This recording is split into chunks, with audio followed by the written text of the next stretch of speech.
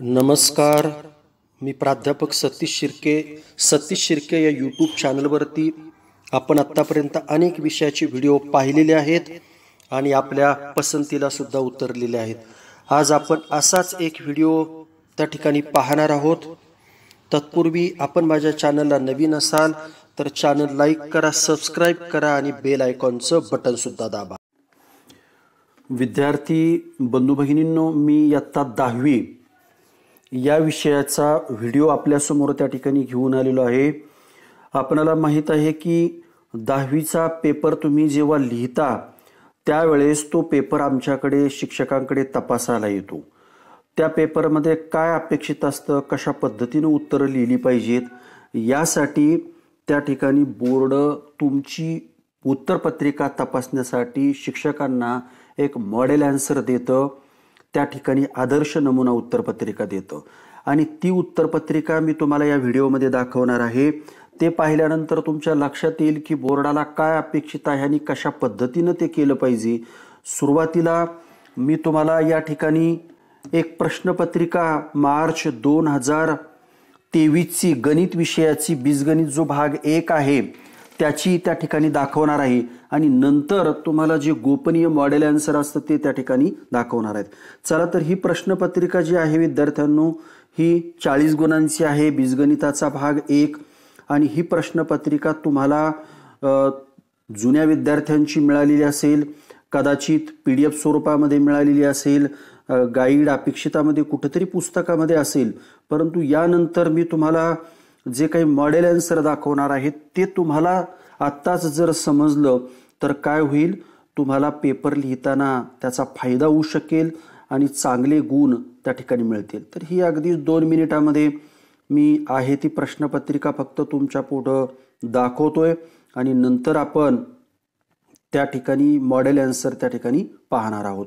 पहा कशा पद्धतीनं प्रश्नपत्रिकेचा आराखडा असतो, कशा पद्धतीचे प्रश्न असतात हे तुम्हाला त्या ठिकाणी कळणं गरजेचं आहे. आणि त्यानंतर त्याची उत्तरं कशी काढली पाहिजेत, कशा पद्धतीने लिहिलं पाहिजे, हाही भाग या ठिकाणी महत्त्वाचा असतो. पाहू शकता तुम्ही ही सारणी आहे. त्यानंतर हे उपप्रश्न सोडवायचे तर 8 गुणांसाठी तुम्हाला दिलेले आहेत आणि या पद्धतीनं तुम्हाला ते पाहता येईल.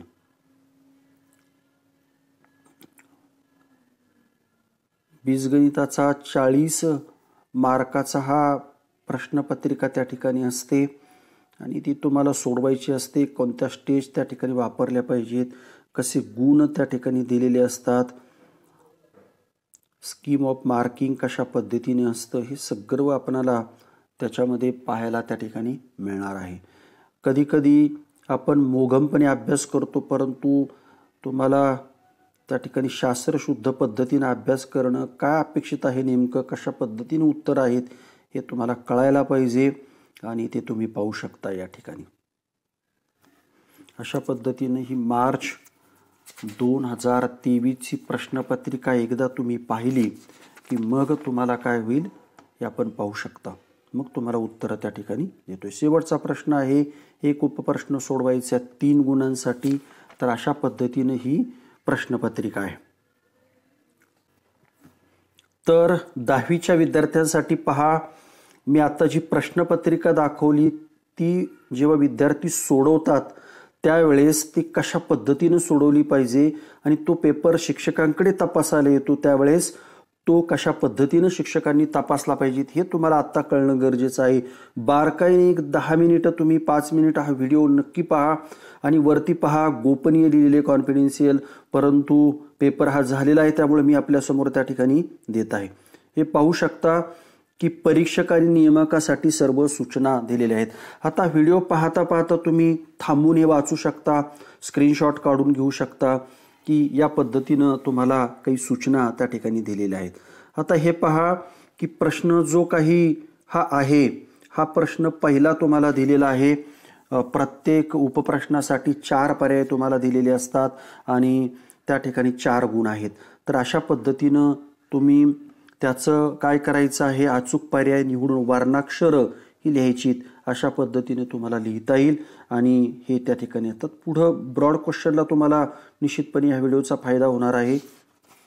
तुम्ही पाहू शकता की हा जो प्रश्न आहे हा तुम्हाला दिलेला आहे प्रश्न क्रमांक ब जो आहे हा दिलेला आहे। याच्यामध्ये उपप्रश्न सोडवायचे तुम्हाला 4 गुणांसाठी आहे आणि 4 गुणांसाठी हे उपप्रश्न सोडवत असताना या पद्धतीनं पहा, हे या स्टेजला या प्रत्येक स्टेजला कसे कसे अर्धा मार्क देऊन हा 1 मार्कासाठी पहिला प्रश्न त्या ठिकाणी तुम्हाला दिलेला आहे।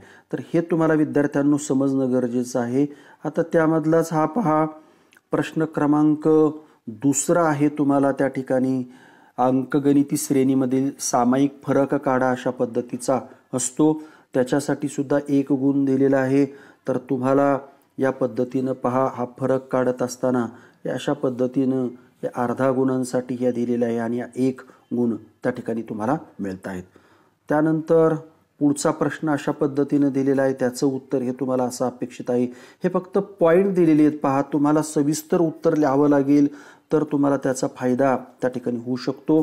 त्यानंतर आता हा जो प्रश्न आहे हा प्रश्न जर तुम्ही पाहिला प्रश्न क्रमांक 2 अ, खालीलपैकी कोणत्याही 2 कृती पूर्ण करून लिहा असा आहे। 4 गुणांसाठी त्या ठिकाणी दिलेला आहे आणि हे 4 गुण जर तुम्ही विद्यार्थ्यांनो पाहिले तर तुमच्या लक्षात येईल की कृती पूर्ण करत असताना अशा पद्धतीचं हे उदाहरण दिलेलं आहे आणि तुम्हाला समीकरण यांची बेरीज करूया अशा पद्धतीने दिलेले हे पण दिलेलं असतं।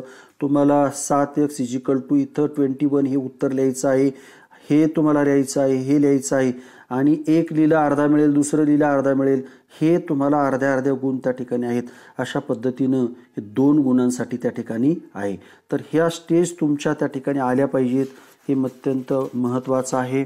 प्रश्न क्रमांक 2 आहे पहा, त्यामध्ये तुम्हाला वर्ग समीकरणाच्या मुळांचे स्वरूप ठरवण्यासाठी खालील कृती पूर्ण करा हा सुद्धा त्या ठिकाणी प्रश्न अशा पद्धतीने दिलेला आहे आणि ही उकल करत असताना हे लिहू शकता तुम्ही, हे सुद्धा तुम्हाला त्या ठिकाणी दिलेलं आहे।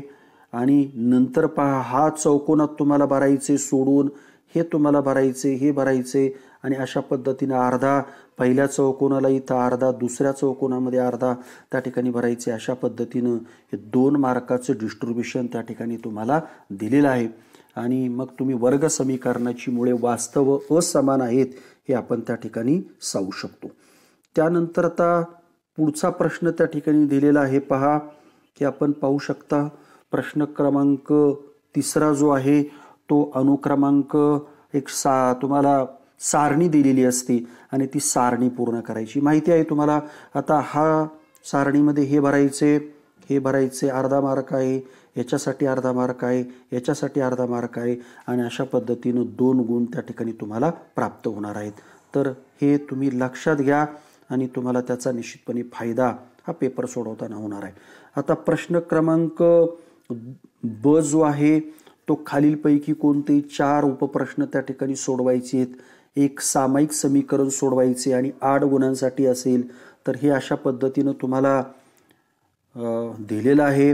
x + y = 4 हे तुम्हाला दिलेलं आहे, ते तुम्हाला सोडवायचे आणि दुसरं आहे ते या पद्धतीने आहे।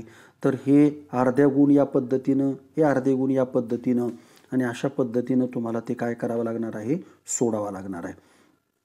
हे पाहू शकता तुम्ही हे कशा पद्धतीनं सोडवलेले आहेत। हे स्टेप प्रश्नपत्रिका समोर ठेवा तुम्ही आणि हे अशा पद्धतीनं तुम्हाला ते सोडवता येईल।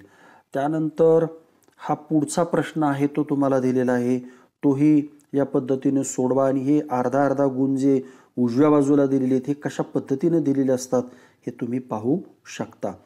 त्यानंतर प्रश्न क्रमांक जो 4 दिलेला आहे तुम्हाला, तर तो प्रामुख्यानं या पद्धतीनं आपल्याला घेता येईल आणि या पद्धतीनं त्याचे स्टेज आहेत। विद्यार्थ्यांनो तुम्ही बारकाईनं पहा आणि उजव्या बाजूच्या मार्काच्या स्कीमवरती सुद्धा लक्ष तुम्ही ठेवू शकता आणि तुम्हाला त्याचं उत्तर हे त्या ठिकाणी समजणार आहे। आता हा प्रश्न 3 ए तुम्हाला दिलेला आहे आणि प्रश्न 3 ए मध्ये तुम्ही पाहू शकता की कशा पद्धतीनं हे आहे की कोणती एक कृती पूर्ण करून तुम्हाला लिहायचं आहे आणि हे करत असताना तुम्हाला हे लिहायचं आहे, हे लिहायचं आहे, अर्थात ते सोडवायचे अर्ध्या अर्ध्या मार्कासाठी त्या ठिकाणी आहे। हे सुद्धा तुम्हाला सोडून इथं लिहायचे, त्याच्यासाठी 1 गुण तुम्हाला त्या ठिकाणी राखून ठेवलेला आहे. आता या ठिकाणी पुढचा जो भाग आहे, नमुना आकाश यस म्हटलेला आहे. तर पुढचं संपूर्ण हे तुम्हाला या पद्धतीनं सोडावा लागेल, 1 गुण मिळेल. अशा पद्धतीनं 3 गुणांचा हा प्रश्न तुमचा त्या ठिकाणी तयार होतोय. हे विद्यार्थ्यांनी लक्षात घेतलं पाहिजे. त्यानंतर प्रश्न क्रमांक 2 आहे त्या ठिकाणी, तो तुम्हाला सोडवायचा आहे की दिलेल्या माहितीवरून रिकाम्या जागा भरून सेवा बीजक पूर्ण करा. अशा पद्धतीचा तो प्रश्न आहे. तर तुम्हाला हे लिहिता येईल आणि या पद्धतीनं हे तुम्हाला दिलेलं आहे. हे तुम्हाला नंबर दिलेला आहे, हे दिलेलं आहे. आता यानंतर इनव्हॉइस डेट वगैरे तुम्हाला त्या ठिकाणी दिलेली आहे. पुढे तुम्हाला जे करायचे ते या चार्टमध्ये त्या ठिकाणी या सारणीमध्ये तुम्हाला दिलेलं आहे. तुम्ही हे सोडू शकता. आणि उजव्या बाजूचं विद्यार्थ्यांनो जे आहे, आता हे तुम्हाला सोडवायचे अर्धा गुण आहे. त्याच्या इथं आपण सुरुवातीला पाहू, हे अर्ध्या गुणांसाठी आहे, हे अर्धा, हा अर्धा, अशा पद्धतीने अर्धा अर्धा 1 हे तुम्ही लक्षात घ्या आणि या पद्धतीने हे सोडवलं पाहिजे. 3 गुणांसाठी हे प्रश्न त्या ठिकाणी आहेत. ग्रँड टोटल तिथं ऑलरेडी दिलेली असते, तुम्ही ते पाहू शकता. प्रश्न क्रमांक त्याच्यातलाच ब आहे, हा ब तुम्ही त्या ठिकाणी पाहू शकता. तुम्हाला हे दिलेलं असेल आणि हे सुद्धा तुम्हाला दिलेलं असेल. तर तुम्ही या पद्धतीनं हा उपप्रश्न सोडवायचा आहे आणि हे तुम्हाला स्टेप जे आहे ते लक्षात घ्या. त्या स्टेपनं तुम्हाला केल्यानंतर तुम्हाला इथे अर्धा गुण मिळेल. परत पुढे जाऊन हा अर्धा गुण तुम्हाला मिळेल, पुन्हा अर्धा गुण मिळेल. अशा पद्धतीनं त्या पायऱ्या सर्व आल्या पाहिजेत, तरच तुम्हाला 3 गुण त्या ठिकाणी मिळणार आहेत. हा प्रश्नपत्रिका तुम्ही ठेवा आणि अशा पद्धतीने हा व्हिडिओ तुम्ही पाहू शकता. तुम्हाला कशा पद्धतीनं स्टेप आहेत हे मार्किंग तुम्हाला समजलं पाहिजे, पायऱ्या समजल्या पाहिजेत, कोणत्या पायरीला कशा पद्धतीनं गुण दिलेले आहेत हे विद्यार्थ्यांना समजलं पाहिजेत. तुम्ही पाहू शकता. हे शक्यतो विद्यार्थ्यांना मॉडेल आन्सर पाहायला मिळत नाही, प्रश्नपत्रिका मिळते. परंतु तुम्हाला जर आत्ताच हे पाहायला मिळालं तर तुम्हाला काय होईल, मार्क त्या ठिकाणी चांगल्या पद्धतीनं मिळतील. हे पहा तुम्ही, अशा पद्धतीने हे सर्व करता येईल आणि हे हळूहळू तुम्ही पाहू शकता. व्हिडिओ थांबवू शकता, लिहून घेऊ शकता आणि प्रत्येक पायरी स्टेप कशा पद्धतीनं सोडवलेली स्टेप बाय स्टेप उजव्या बाजूला तुमचं मार्किंग दिलेलं असतं. पहा, ते गुणदान योजना तुम्हाला कळणं गरजेचं आहे. प्रश्न पहा, उत्तरे पहा, स्क्रीनशॉट काढून घ्या, व्हिडिओ थांबवून हे लिहून घ्या आणि तुम्हाला सर्व गोष्टी ह्या पहा उजव्या बाजूला कसे अर्धा अर्धा मार्क्स त्या ठिकाणी दिलेले आहेत हे तुम्हाला पाहता येईल. आता रेषेची सारणी तयार करा, अर्धा गुण, आलेखावर काढणं 1 गुण, हे असे 3 गुण तुम्हाला या प्रश्नामध्ये दिलेले आहेत. आता ही सारणी सुद्धा त्या ठिकाणी आहे. साधारणपणे या प्रत्येक पायरीला तुम्हाला अर्धा अर्धा गुण देऊन शेवटी वृत्तालेख काढणं आणि त्याच्यासाठी एकूण 3 गुणांचा हा प्रश्न त्या ठिकाणी आहे. तर अशा पद्धतीनं विद्यार्थ्यांनो हे तुम्हाला निश्चितपणे उपयुक्त ठरणार आहे. तुम्ही माझ्या चॅनलवर जाऊन अजूनही काही 10वी नंतरचे व्हिडिओ त्या ठिकाणी पाहू शकता. तुर्तास थांबूया. धन्यवाद.